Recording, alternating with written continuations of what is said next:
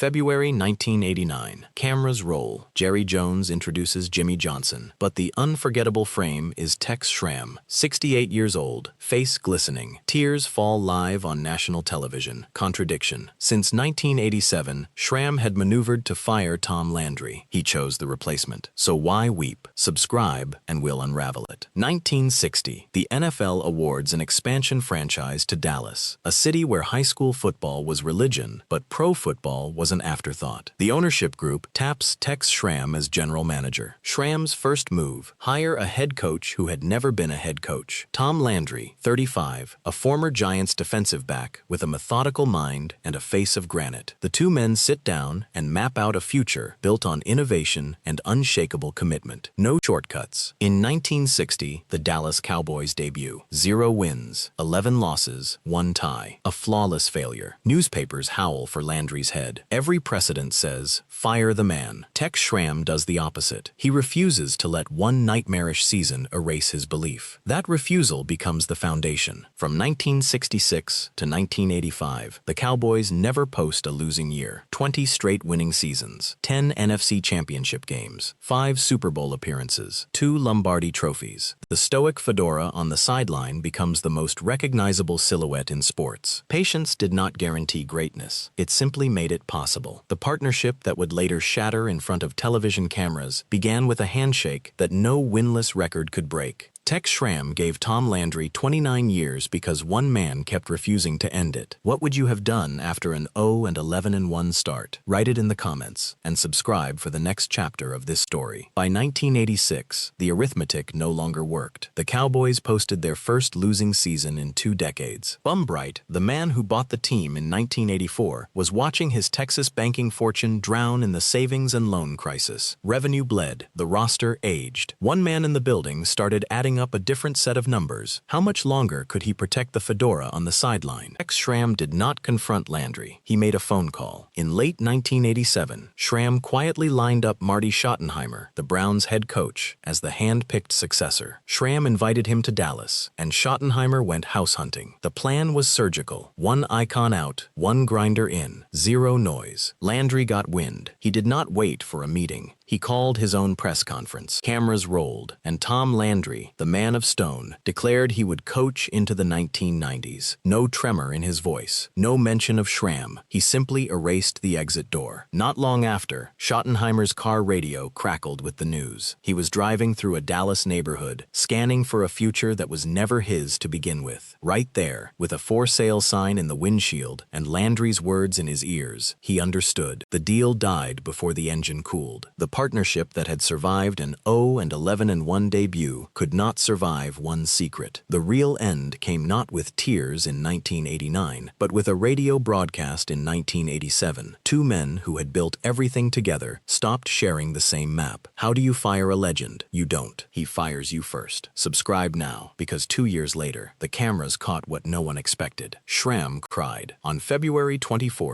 1989, Jerry Jones, an Arkansas wildcatter, signed the papers. The next morning, a sleek Gulfstream lifted off for Austin. Jones made one demand: Schramm rides along. For Tex Schramm, the man who had secretly courted Marty Schottenheimer 2 years earlier, the invitation felt like a sentence. He sat in the cabin, the hum of the engines filling the silence. He didn't need to speak. He knew the photograph would be brutal, the old architect riding shotgun to the execution of the man he'd built his life beside. Bright had turned down 2 richer deals, both contingent on keeping Landry. He chose the cash that came with no strings, and that choice forced Schramm onto this plane. 2 rejected bids had delivered a perverse justice. The schemer now served as the spectacle. He stared at the Texas scrub below, a land he'd helped rebrand from cowboys to champions. It witnessed his walk of shame. Sometimes, getting exactly what you wanted is the heaviest burden of all. Subscribe, for the moment the cameras capture the tear Tex Schramm never meant to show. February 25, 19 1989. Tom Landry stands on the lawn of his Lake Austin retreat, the morning sun slicing across the 8th fairway he shaped by hand. A Gulf Stream descends low over the water, and he needs no explanation. The plane carries Jerry Jones, Jimmy Johnson, and the man who had been plotting this landing for 2 years, Tex Schramm. When they finally face each other on that manicured grass, only 5 words land. Landry does not argue. He nods, thanks them for coming, and vanishes inside. The next day, a quiet Sunday, he walks into the Valley Ranch facility one last time. For 4 hours, alone, he empties 29 years of file cabinets, playbooks, scouting reports, handwritten notes from Super Bowls. They slide into cardboard boxes without witness. A reporter catches him in the parking lot. Landry says, "It would not be fair to hang over everybody's shoulder." He means it. The stone face holds. 48 hours later, Monday, February 27th, he asks for 10 minutes with his players. They gather in a circle, helmets off. He tells them he will miss them, and then Tom Landry, stone face, the fedora, the stoic genius, cries in front of 45 men. Not a single player stays seated. Every man stands. 2 scenes, 1 truth. A man who spent 3 decades building an empire of discipline cleared out alone, then crumbled only when he faced the men who made it real. That locker room still defines what leadership costs. If that moment of honesty struck you, subscribe now. The press conference where Tex Schramm weeps for the dynasty he helped break. Within months, the architect is erased. Tex Schramm, the man who built America's team from a muddy practice field, is pushed out of the organization he created. No Gulf Stream, no 5-word verdict, just a corporate door closing behind him. But before the silence swallows him, the city roars for someone else. April 22nd, 1989. More than 100,000 people line 12 blocks of downtown Dallas. They are not celebrating a championship. 86 units roll for 90 minutes. A farewell parade for Tom Landry, organized by Roger Staubach. Telegrams arrive from President George Bush and from Billy Graham. Governor Bill Clements stands before the crowd and praises a man who taught football and the fundamentals of life. Not one person from the new ownership group attends. Empty seats where Jerry Jones and Jimmy Johnson should have been. And the record is cruelly silent on the one figure who haunts the margin. Tex Schramm. Did he stand on the sidewalk, hidden among the thousands, watching the city thank the coach he'd spent 2 years trying to fire? Or did the weight of that betrayal keep him away, a ghost, even before he was gone? 2 architects of a dynasty, one erased by a plane, the other by a boardroom. The cost of the knife is not only who falls, but who you become after the cut. Subscribe now to witness the press conference where Tex Schramm's dam finally broke and the tears he could not stop. Tom Landry never coached another game. In 1993, the franchise that fired him inducted him into the Ring of Honor. Jerry Jones later admitted he never expected to become his own city's villain. There is a difference between being right and living with how the decision was made. Subscribe for the stories the highlight reels leave out. Next, Lamar Hunt.